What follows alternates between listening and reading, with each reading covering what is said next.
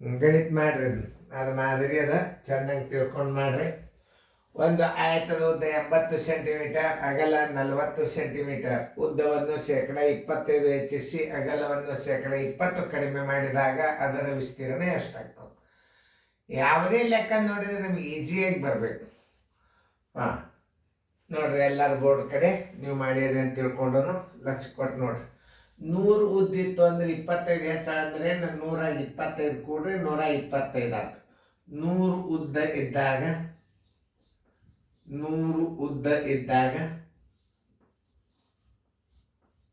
25 ಹೆಚ್ಚಳ ಅಂದ್ರೆ 125 ಕೂಡಿಸಿದ್ರೆ 125 ಉದ್ದ ಆಗ್ತದ. 25% ಹೆಚ್ಚು ಮಾಡಿದ್ರೆ ಏನಾಗ್ತದ? 100 ಇದ್ದದ್ದು 125 ಆಗ್ತದೆ. 80 ಇದ್ದಾಗ ಎಷ್ಟಾಗ್ತದೆ? 80 ಉದ್ದ ಇದ್ದಾಗ ಎಷ್ಟಾಗ್ತದೆ? 80 ಗುಂಡ್ಲೆ 125 ಸರ್ವಾಸ ಬಾಗಲೆ 100.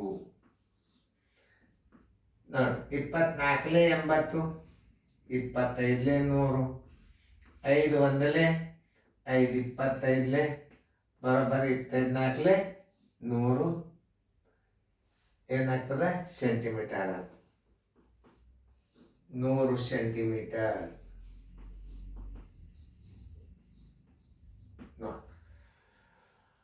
ಆಮೇಲೆ 20 ಕಡಿಮೆ ಮಾಡಂದ. 100 ಉದ್ದ ಅಗಲ ಇದ್ದಾಗ 100 ಅಗಲ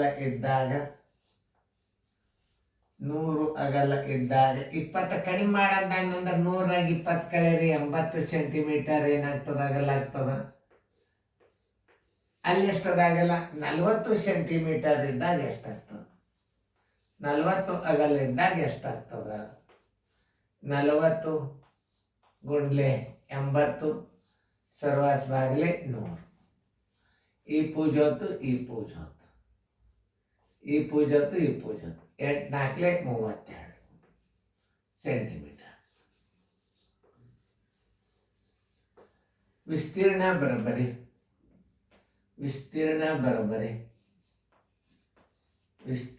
ಬರೋಬ್ಬರಿ ಉದ್ದ ಗುಂಡ್ಲೆ ಆಗಲ್ಲ.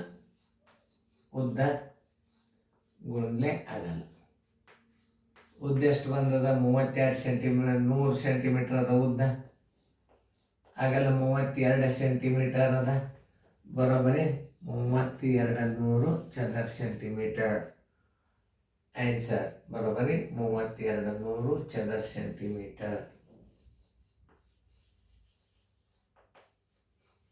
ಎಲ್ಲದ ನೋಡ್ರಿ ಉತ್ತರ ಸಂಖ್ಯೆ ಡಿ.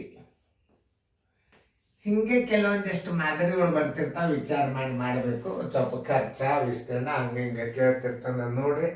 ನೋಡಿದಿಂದ ಸರಿಯಾಗಿ ನೋಡ್ರಿ. ಇದು 3200 ಅದ. ಇದು ಮೀಟರ್ ಹೆಚ್ಚನ ತಪ್ಪು. 320 ತಪ್ಪು. 32 ಒಂದು 0 ಹಚ್ಚಿಟ್ಟಾನ ತಪ್ಪು. 3200 ಚದರ ಸೆಂಟಿಮೀಟರ್. ಕರೆಕ್ಟ್ ಉತ್ತರ ಯಾವುದು? ಡಿ. ಕರೆಕ್ಟಾಗಿ ಬಿಡಿಸ್ಕೊಡ್ರಿ ಸರ್.